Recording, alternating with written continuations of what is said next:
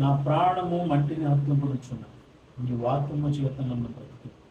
నా చర్య అంతయు నేను చెప్పుకొనగా నీవు నాకు ఉత్తరమిచ్చితివి. నీ కట్టడలను నాకు బోధింపుము. నీ ఉపదేశ మార్గమును నాకు బోధపరచు, నీ ఆశ్చర్య కార్యములు నేను ధ్యానించను. వ్యసనము వలన నా ప్రాణము నీరైపోయేది. నీ వాక్యము చేత నన్ను స్థిరపరచుము. కపటపు నడత నాకు దూరము చెయ్యి, నీ ఉపదేశం నాకు దయచేయి. సత్య మార్గమును నేను కోరుకొని ఉన్నాను. నీ న్యాయ విధులను నేను నా ఎదుట పెట్టుకొని ఉన్నాను. యెహోవా, నేను నీ శాస్త్రమును హత్తుకొని ఉన్నాను, నన్ను సిగ్గుపడని. నా హృదయము నీవు విశాలపరచునప్పుడు నేను నీ ఆజ్ఞల మార్గమున పరుగెత్తెదను. ఆమేన్. స్తోత్రములు దేవుని నామమున.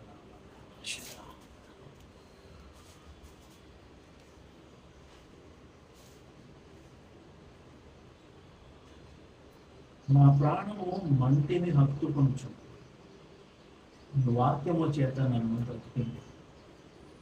నా చర్య అంతయు నేను చెప్పుకొనగా నీవు నాకు ఉత్తరం ఇచ్చావు, నీ కట్టడలను నాకు ఇచ్చావు.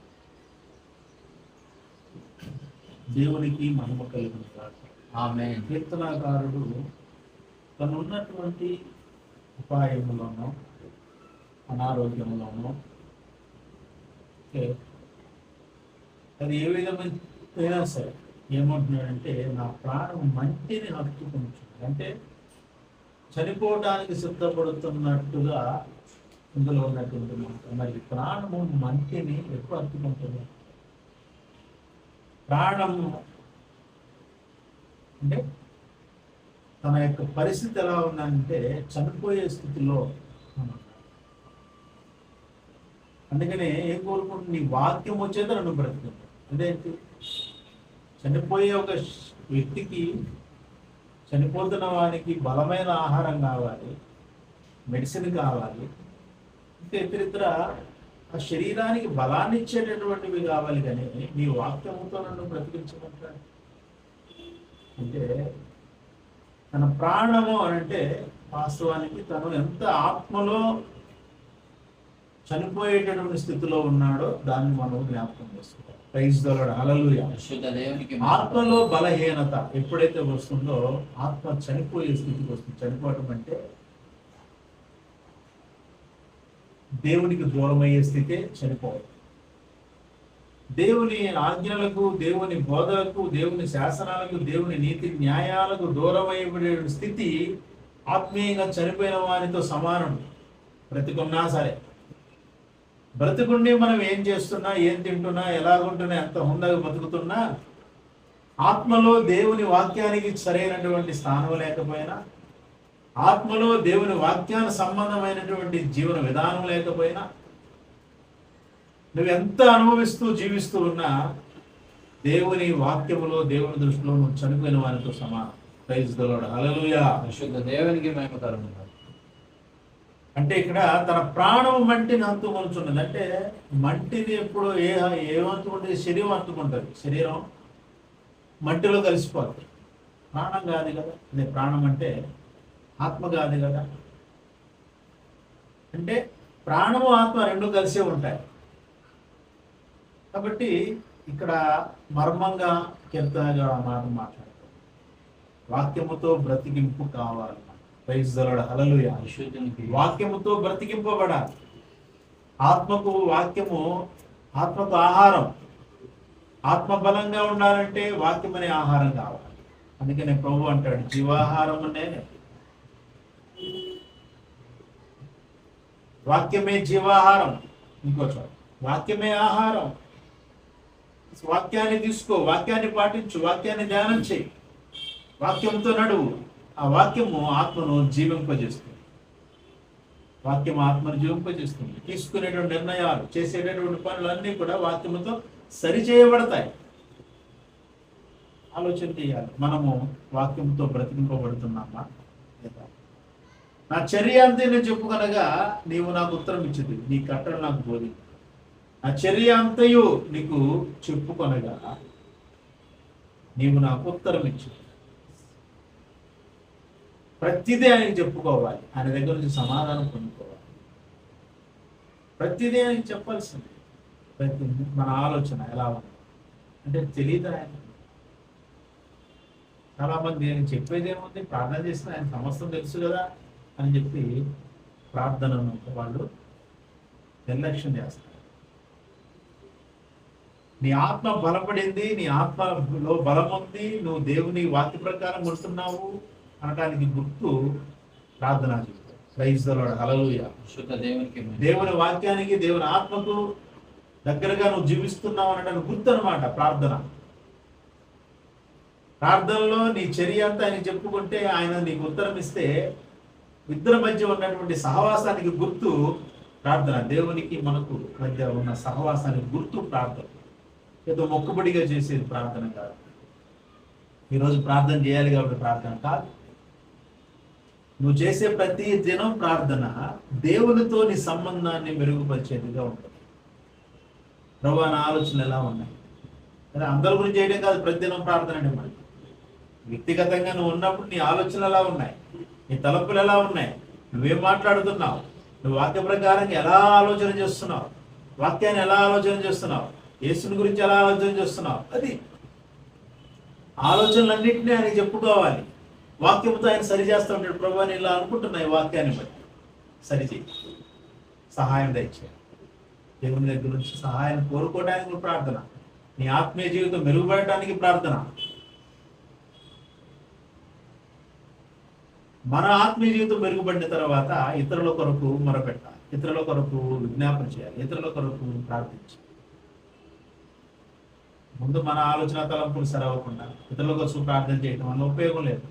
మన ఆలోచన తలంపులు అలాగే ఉంటాయి. మనం ఎవరి కోసం ప్రార్థన చేసిన వాళ్ళ జీవితాలు కార్యాలు జరుగుతాయి. మనలో మన ఆలోచన తలంపులో మార్పు రాకుండా వాళ్ళలో మార్పు అనేది కార్యాలు అయితే జరుగుతాయి. మన ఆలోచన విధానాలు మారితేనే మనం చేసిన ప్రార్థన ఆత్మ వలన అవతల వాళ్ళ జీవితాల్లో కార్యాలు జరిగిస్తుంది. వాళ్ళు మారు మనసు పొందే అవకాశం ఉంది. అద్భుతాలు అయితే జరుగుతాయి, ఇందులో ఏమాత్రం సందేహం ఉంది. కానీ మార్పు రా, మనిషిలో మార్పు, మనిషి దేవునికి దగ్గర అవటానికి, మనిషి వ్యక్తిగత జీవితంలో అనేకమైన మార్పులు, పాప క్షమాపణ, పశ్చాత్తాప హృదయం కలగాలి. మన ఆలోచన విధానం మారకుండా మన వాళ్ళ మీద ప్రభువు రుద్దకూడదు. హల్లెలూయా. మన తలంపులు మారకుండా, మన యాటిట్యూడ్ మారకుండా వాళ్ళ మీద మన తలంపులను రుద్దకూడదు. బలవంతంగా ఎవరిని ప్రార్థనలు నడిపించాలని ప్రయత్నం చేయకూడదు. ముందు మనము ప్రేమ, సంతోషం, సమాధానం, దీర్ఘశాంతం, దయాళుత్వం, విశ్వాసం, సాత్వికం, ఆశా నిగ్రహం అనే 9 లక్షణాలతో మనం ఎప్పుడైతే వస్తామో, ఎప్పుడైతే మనం సాత్వికం కలిగి దీన మనసుతో దేవుని సన్నిధిలో ఉంటామో, ఆ యొక్క విశ్వాస జీవితము, ఆ యొక్క సాత్వికమైన జీవితము మనం ఎవరితో మాట్లాడే విధానాన్ని బట్టి వారిలో కార్యము దేవుని ఆత్మ ధరిస్తాయి. దేవుని ఆత్మ ధరిస్తాయి. చాలా జాగ్రత్త. ఇక్కడ అందుకని కట్టడను బోధింపము. నా చర్య అంతే అని మన చర్య అంతా ఆయన చెప్పుకోవాలి. ప్రభు ఇలా ఉన్నా, ఈరోజు నిన్న ఎలా ఉన్నా, మొన్న ఎలా ఉన్నా, ఈ వారం అంతా ఇలా ఉన్నా. అలా ఉండకూడదు ప్రభు వాక్య ప్రకారం. కానీ మీ ఆత్మతో అభిషేకించాలి, దేవుని సన్నిధిలో కోరుకోవాలి, ప్రతిదీ చెప్పుకోవాలి. కట్టడను బోధింపమనేవి అడగ. నీ ఉపదేశ మార్గం నాకు బోధపరచు, నీ ఆశ్చర్య కార్యము నేను ధ్యానించాను. ప్రైజ్ ది లార్డ్, హల్లెలూయా. నీ ఉపదేశ మార్గం నాకు బోధింపు, నీ ఆశ్చర్యకారం నేను ధ్యానించాను. మనం చెప్పుకోకూడదు, ధ్యానం చేయాలి. ఆశ్చర్యకార్యాలు ఏం చేయాలి? ధ్యానం చేయాలి. ప్రభువా నువ్వు ఆ రోజు నాకు చేసి దేవునికి స్తోత్రాలు చెబుతూ నువ్వు చేసిన కార్యాలను బట్టి నీకు వందనాలు, అద్భుతాలు చేసి అద్భుతాలు చేస్తున్నావు అని చెప్పి ఆశ్చర్య కార్యాలను బట్టి వాటిని మనం ఏం చేయాలి? ధ్యానం చేయాలి. దేవుడు అలా చేసాం, ఇలా చేసాం, ఇంత ప్రేమ కలిగిన వాడు అని చెప్పి మన యొక్క ప్రార్థన, మన యొక్క ధ్యానం చేసేటటువంటి స్థితి అంతా కూడా మారాలి. ప్రైజ్ ది లార్డ్, హల్లెలూయా. ఆశ్చర్య కార్యాలు ఏం చేయాలి? ధ్యానం చేయాలి. వ్యసనం వల్ల నా ప్రాణం నీరైపోయి, నీ వాక్యం చేత నన్ను స్థిరపరచు. వ్యసనం అని అంటే బాధ. వ్యసనం అనే మాట ఇక్కడ దురలవాట్లని కాదు, బాధలు, మన శరీరానికి ఉన్న బాధ.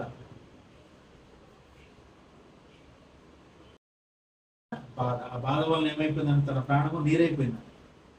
అంటే కొంతమంది అనారోగ్య పాలైపోయినా, ప్రతిరోజు ఏదో ఒకటి అనారోగ్యత బాధపడుతున్న విశ్వాసులు ఎలా ఉంటారంటే దేవుని సన్నిధిలో స్థిరంగా ఉండలేరు. వాక్య పట్ల స్థిరంగా ఎంత ప్రార్థన చేసినా, ఎంత వాక్యం చదివినా ఎప్పుడు ఇలాగే ఉంటున్నా నేను అనే యొక్క స్థిరత్వాన్ని కోల్పోయేటటువంటి చంచలత్వం లోపల ప్రవేశిస్తుంది. అందుకనే బాధ వలన ప్రాణం నీరైపోతే దేవుని సన్నిధిలో మనము స్థిరపరచబడాలి. ప్రైజ్ ది లార్డ్, హల్లెలూయా. అది కోరుకోవాలి మనం. ప్రభువా, నా ఆలోచన ఇలా వెళ్తున్నా, నన్ను స్థిరపరచు, నన్ను స్థిరపరచు. యోబు స్థిరంగా ఉన్నాడు కాబట్టి ఆ మాట పలికి. కానీ ఎవరు ఉంటున్నారు ఆ మాట పలుకుతారు? మనలే దేవుణ్ణి ఏదో ఒక రీతిగా దూషించేటటువంటి వాళ్ళు ఉంటారు. మాట అంటారు, అంతేలే, ఆయన ఇచ్చాడు, ఆయనే తీసుకుంటాడు అని అంటారు. తర్వాత ఆ మాట ఉందంటారు, అంతేలే, మన జీవితంలో జరిగేదానికి ఆయన ఎందుకు అంటారు అని వల్ల అంటే ఒక నిష్ఠూరపు మాటలు మాట్లాడు. చాలా ఇది స్థిరత్వం లేని తత్వం అన్న. అందుకనే బాధ వలన మనలో స్థిరత్వం పోకూడదు. మనలో ఏదైనా బాధ కలిగితే వాక్యంతో స్థిరపరచబడాలని కోరుకోవాలి దేవుడు. ప్రైజ్ ది లార్డ్, హల్లెలూయా. అది మన జీవితానికి, మన విశ్వాస జీవితానికి ప్రామాణికం. కపటపు నడత నాకు దూరం చేయి, ఉపదేశమును నాకు దయచేయి.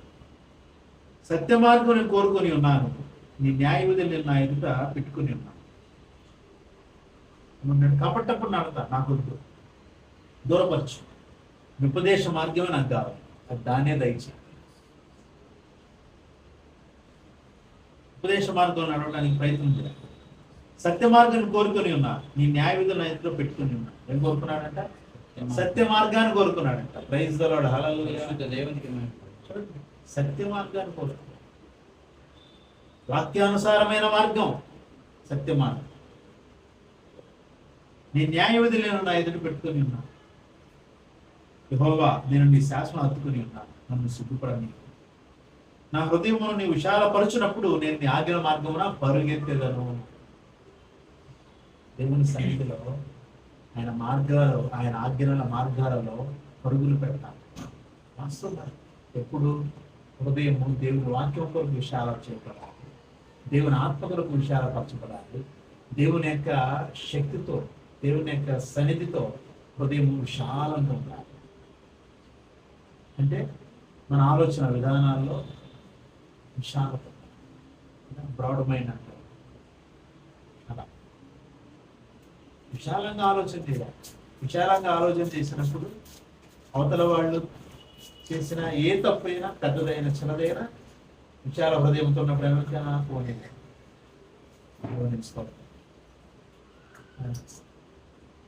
అలాంటి విశాల హృదయంతో. కఠినమైపోయిన వాళ్ళైనా ఎవరినైనా సరే ఇంకా మనము వదిలిపెట్టి, అంటే ఓకే కొన్ని వాళ్ళ జీవితంలో జీవిస్తున్నారు, అంతమైపోయిన తర్వాత వాళ్ళ జీవితం ఏంటో, ఈ లోకాన్ని ఆత్మ వదిలేసిన తర్వాత వాళ్ళు ఏంటో మనకు తెలియదు. నేను నా ఆత్మను వదిలేసి వెళ్ళిపోతే అప్పుడు నాకు తెలుస్తుంది, నేను ఎక్కడికి వెళ్ళాను ఎవరికి తెలియదు. అంటే ఎవరి జీవితం వాళ్ళది. ప్రైజ్ ది లార్డ్, హల్లెలూయా. ఎవరి జీవితం వాళ్ళదంతే. రాకులాడద్దు. నీ భర్తని పరలోకం తీసుకెళ్ళలేవు, నీ భార్యని పరలోకం తీసుకెళ్ళలేవు, నీ పిల్లల్ని పరలోకం తీసుకెళ్ళలేవు. నీ వల్ల కాదు. నీ ఆత్మ మాత్రమే పరలోకమా నరకమా అనేది నీ ఆత్మ గురించి నీ చేతుల్లోనే ఉందంటే. నీ చేతుల్లో నీ ఆత్మ ఉంది, దాన్ని సరి చేసుకోవాలి. నా ఆత్మ నా చేతుల్లో ఉంది. ఇక్కడ భార్యాభర్తలం, పిల్లలం అందరం కలిసి హ్యాపీగా ఎంజాయ్ చేసాం, పరలోకంలో కూడా ఎంజాయ్ చేస్తా అంటే అది పరలోకంలో ఎంజాయ్ చేసి పరలోకంలో కుటుంబం ఇంటికి బాది వెళ్ళి మళ్ళీ అక్కడ జెండా పాతాలని ఏమి రూలు దేవునికి ఏమి ఇవ్వాల. నీ ఆత్మ నువ్వు కాపాడుకో, దేవుని రాజ్యానికి, నిత్య జీవానికి నువ్వు రావటానికి తాపత్రయపడు. వాళ్ళు లాగారు, వీళ్ళు లాగారు, నన్ను ప్రార్థనకు వాళ్ళు ఆటంకం పడుతున్నారు, వీళ్ళు ఆటంకం పెడుతున్నారు. ఎవరి జీవితం వాళ్ళది. నువ్వు ఆటంకం పడుతున్నాను అంటే నా జీవితం నాది, నా ఆత్మ గురించి నేను వెళ్తున్నా.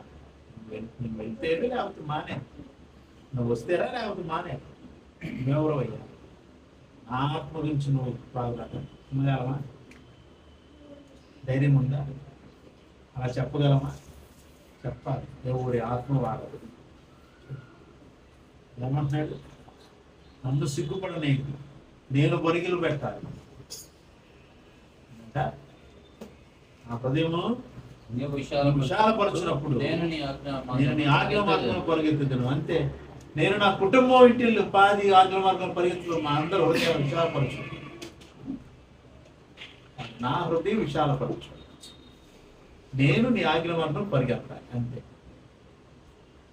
అప్పుడు బిడ్డలకు చెప్పాలి, పిల్లలకి చెప్పాలి, భర్తకి చెప్పాలి, భార్యకి చెప్పాలి. నేను పరుగులు పెడుతున్నాను, నువ్వు కూడా వస్తావా నాతో? నాకు ఇప్పుడు టైం లేదులే అన్నారనుకో, ఓకే లిమిట్ అంటే నువ్వు పరుగు పెట్టు. మనం ఆపకూడదు ఆ పరుగు. అంటే ఎవరి వ్యక్తిగత విశ్వాస జీవితం వారినే కాపాడుతుంది.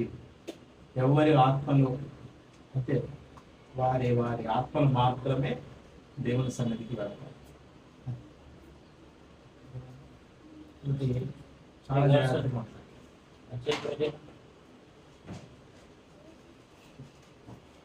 జాగ్రత్తగా ఉండాలి. అంతే జనాలలో అపాయకర రోజులు ఉన్నారు కాబట్టి ప్రభు వాక్యానికి ప్రాముఖ్యతనిచ్చేటటువంటి విశ్వాస జీవితం మనలో పెంపొందటానికి తాపత్రయపడాలి. బట్టి దేవుడు మనల్ని ఆత్మతో అభిషేకించను కాక. Praise the Lord. హల్లెలూయా. నీతి స్వరూపుడైన యెహోవా నామమున ఆమేన్. సమయం